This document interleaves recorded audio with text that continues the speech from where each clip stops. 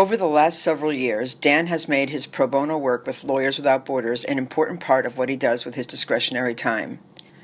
Perhaps the most telling indicator of his commitment to pro bono with us was his willingness to travel to Liberia just hours after the UN lifted the Ebola travel ban to finish the last required training in the region before the project deadline hit. Dan was our senior volunteer, leading the team that was among the first to return to the country. Dan has never shied away from crossing borders to make that difference in even the most challenging circumstances. I'm honored to have been associated with him these last several years. He's an inspirational model for the good lawyers can do around the world. Congratulations, Dan. Dan is most deserving of this award because of his commitment to improving the rule of law not only in the United States, but across the world. I've been fortunate to work with Dan for several years at Lawyers Without Borders.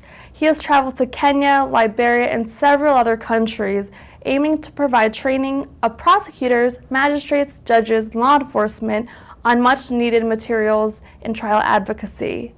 I've also been able to work with Dan on the organization's Cuba program. With many countless hours from Dan and his support, we were able to launch and implement a program in Cuba that provided training materials and training to human rights activists and lawyers. With his help, we successfully completed the program after 3 years. Dan is most deserving of this award.